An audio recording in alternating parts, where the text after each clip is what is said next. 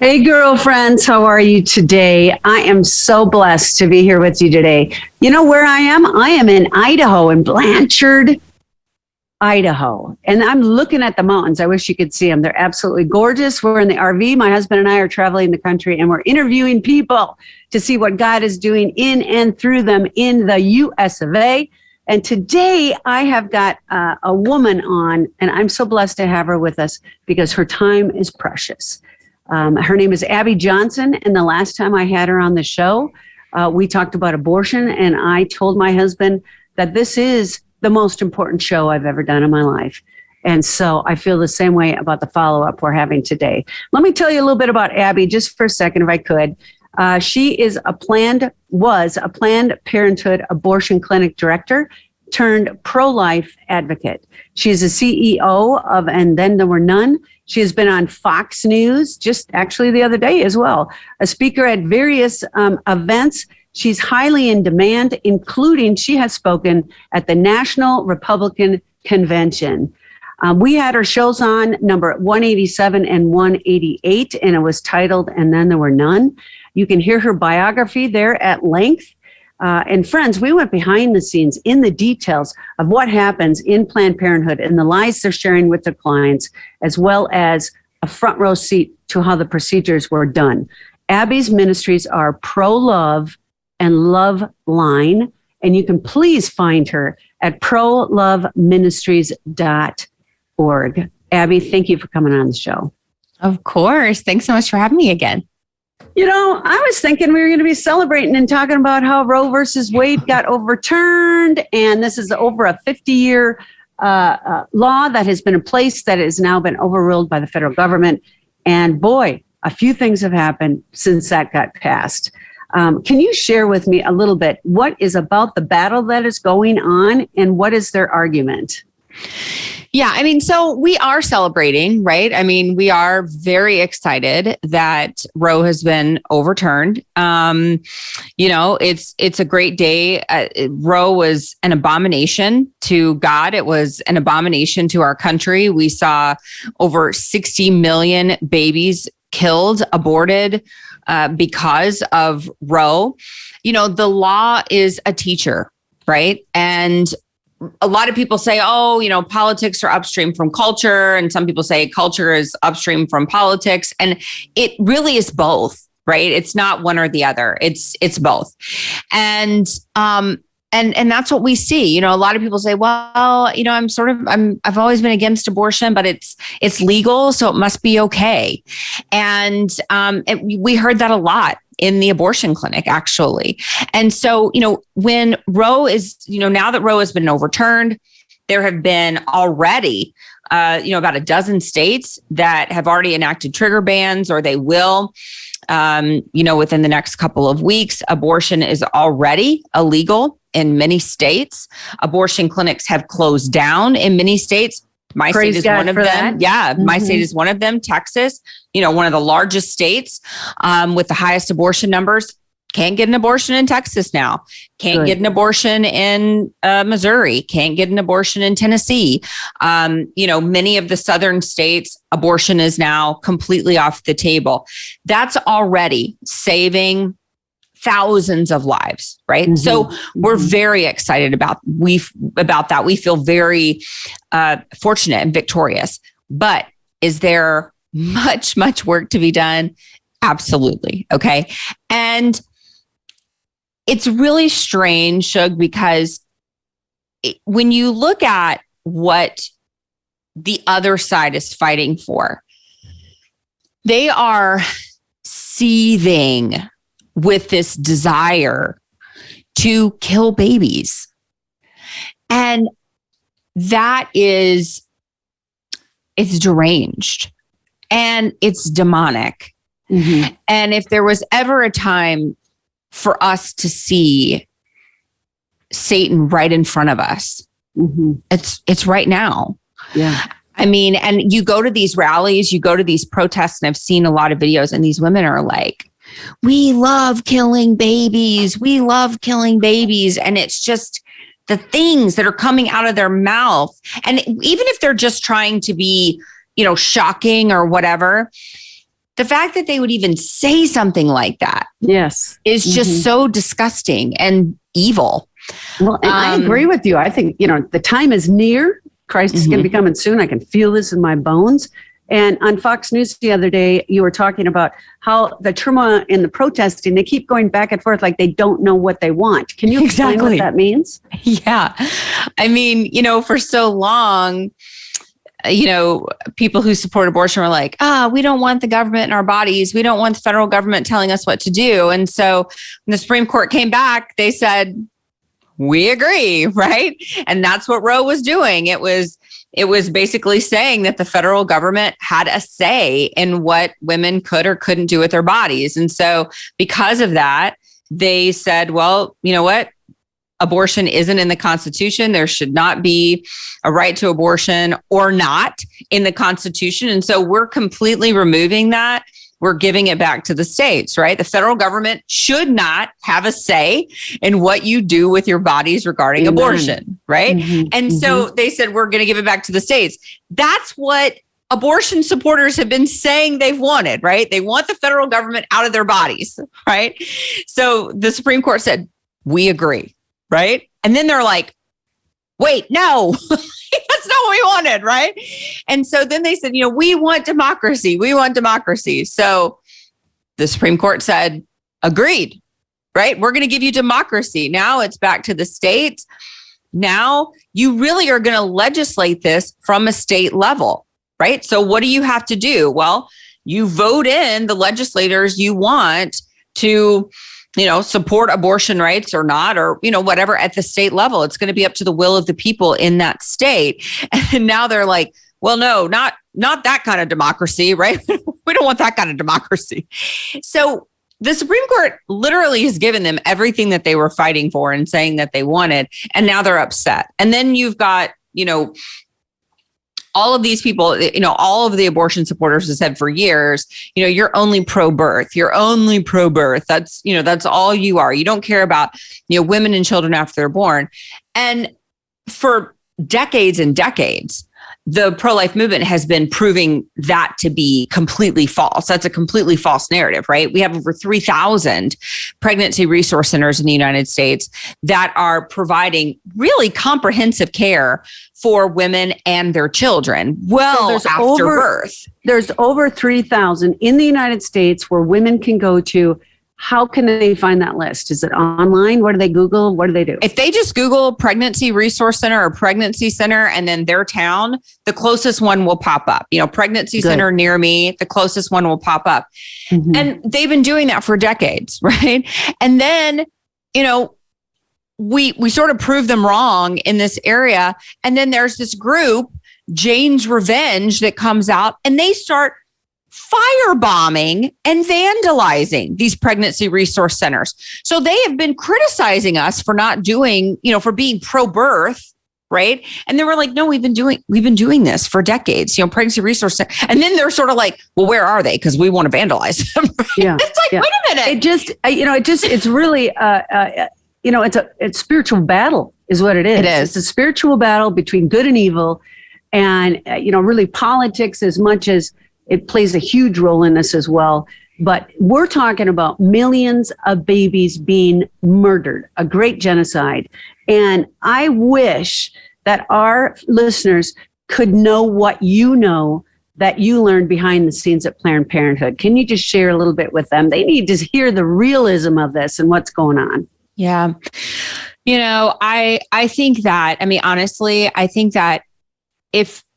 one of the reasons that abortion continues to escalate in this country, I think one of the reasons that, these women, there is this sort of wailing and gnashing of teeth for abortion rights is because you don't see the victim of abortion, right?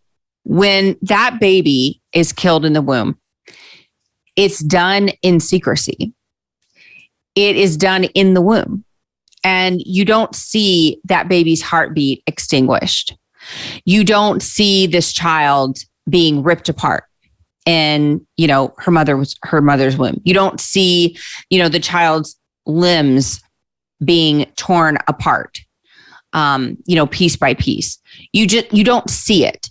And so I think when you don't see the victim die, it's very easy to say, well, it's about the woman sitting in front of me, not about the baby dying in her womb. And I think if people could actually see it, more people would be against it. But it's sort of like out of sight, out of mind, right? Because you only see the person sitting in front of you. So then that person becomes the victim of her circumstances. Yeah. But if people could, and even if people could really see what's happening to these women inside of abortion clinics, I mean, abortion clinics they are not typical medical facilities. They are filthy. They are dirty. They are run by people who see these women as simply a line item in a budget.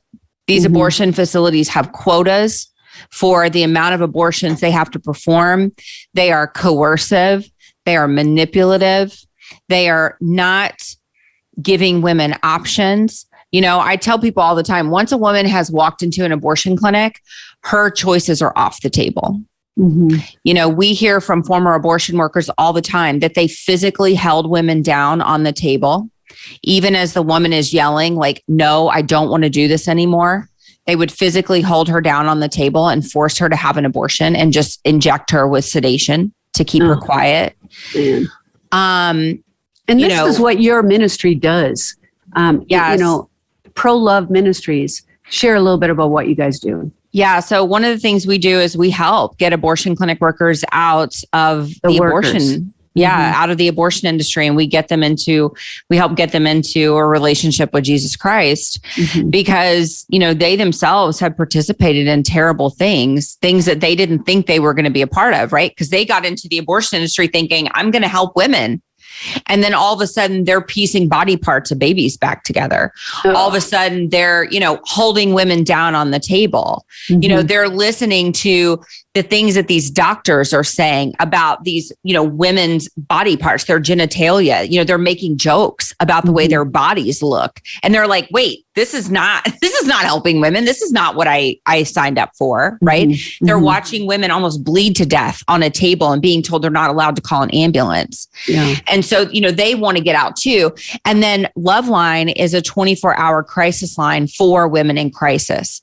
So whether she's pregnant, whether it's a single mom who needs help, you know, you don't have to be pregnant to get assistance from us. But if you're a single mom who's struggling to pay rent, utilities, whatever it is, we help them too. And how do they reach out for that love line? Yeah, just loveline.com. We have a 24-hour hotline that's, you know, that can answer calls anytime, calls or texts. Yeah, and they can find that. You know, we talk about solutions. You hear the other side of the arguments, you know, or, you know, I was raped and I want an abortion, or, you know, incest, I want an abortion, you know, things like that. What words of advice do you have for those people? You know, those sorts of situations they're awful. They're terrifying. They're scary. They're traumatic. But what we know, and I'm saying this as a therapist myself, what we know about those situations is that traumatizing a trauma victim is the worst possible thing that we can do. And abortion creates further trauma for that victim. And what we know through, you know, very extensive documented research, published research, is that women who have been victimized through sexual assault, is that they fare much better either choosing a parenting decision, like parenting their own child or parenting through adoption. They fare better emotionally than those who choose to have an abortion.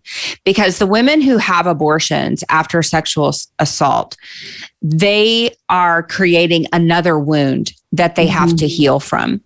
And so if, you know, what we need to do as a movement, as Christians, as women, is we need to get these women, number one, we need to get them stable, right? If they're, if they're housing unstable, if they're whatever that is, we need to get them into sort of those primary needs, right? So we need to get them stable in that way. But then we need to get them the emotional support that they need. And we need to help them with any sort of parenting resources that they need. And, that needs to be the primary focus for trauma victims. Having them endure a secondary trauma is not going to help them in the long run. And that's backed up by so much research. And, you mentioned that in your movie too, which was excellent. It was titled, And Then There Were None. You guys, I really recommend Unplanned. And I really recommend that you watch that movie, Unplanned. My husband and I did, and it changed our lives. We were always pro-life, but all the more it gave us substantial evidence.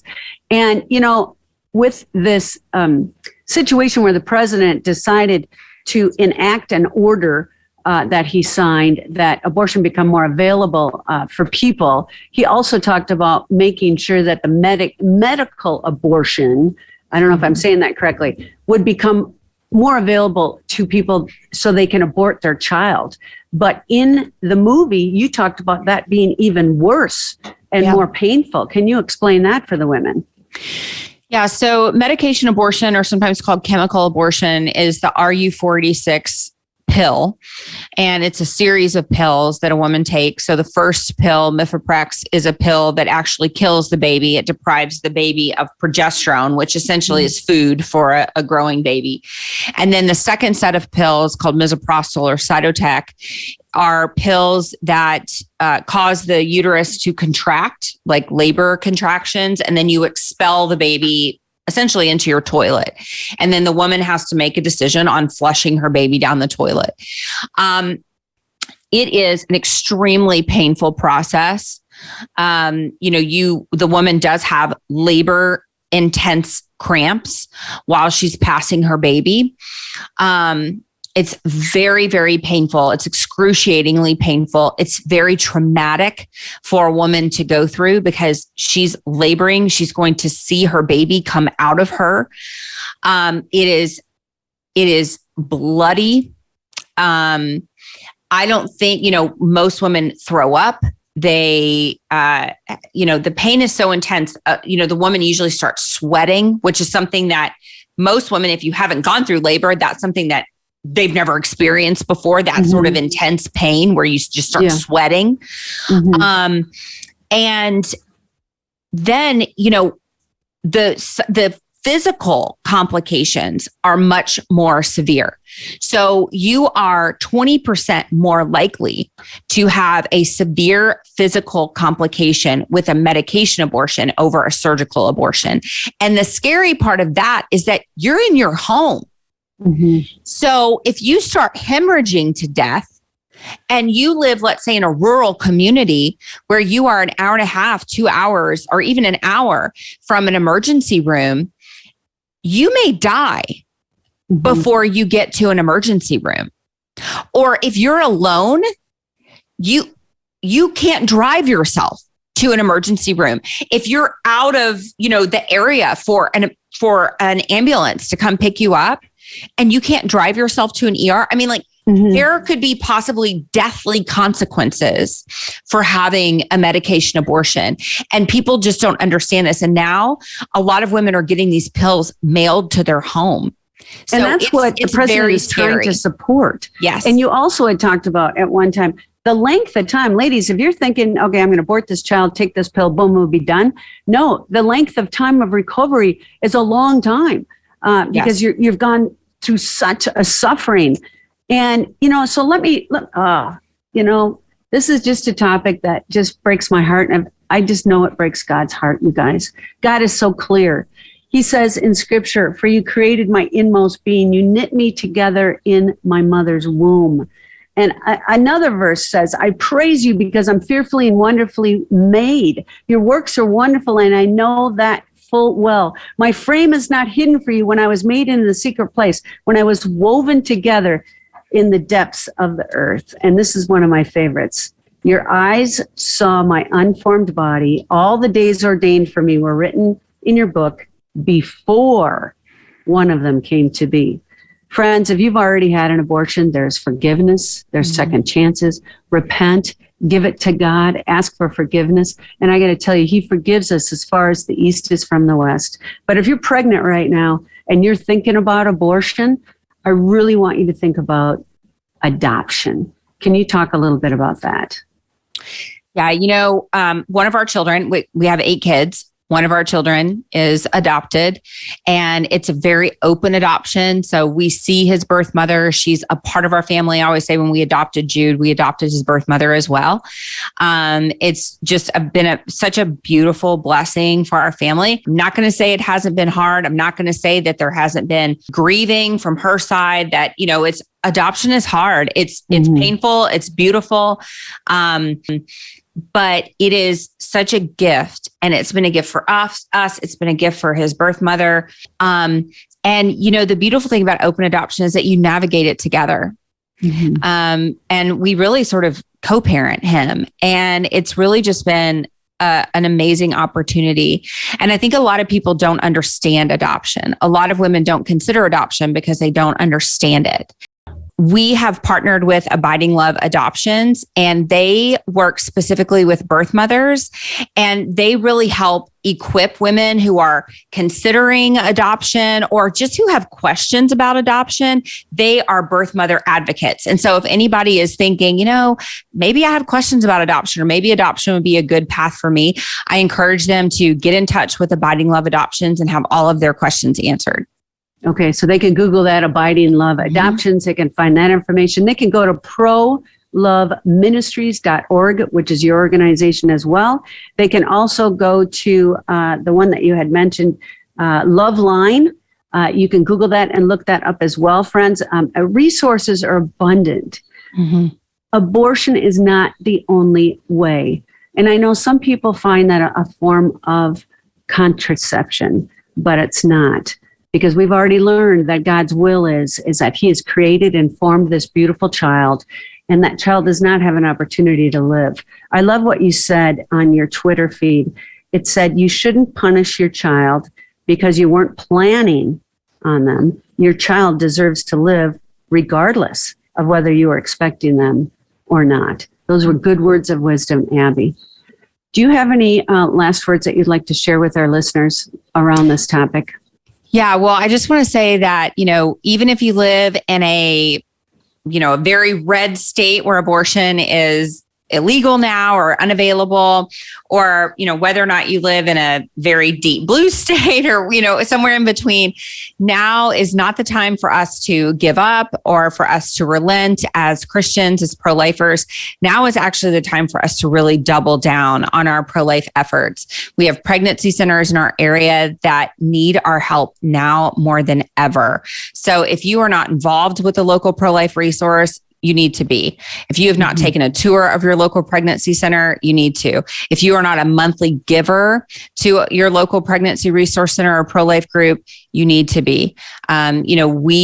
These pro-life groups, they need your help very seriously right now. I can tell you that at Loveline, we are intaking over 30 women every single day. So women they're calling, they're coming. Crisis pregnancies are not going to stop just because abortion clinics are closing. And friends, this is the battle that we are on the forefront of, the spiritual battle. Rise up, ladies, in Christ, and let's see what we can do to come alongside these women and stop this genocide that's happening in our country. Friends, I love you, and so does Christ. And please invite him into your heart. Ask him to lead you in every way. And I want to tell you, there's no sin that he cannot forgive. My name is Shug. Thank you, Abby Johnson, for coming on. I love you. Over and out.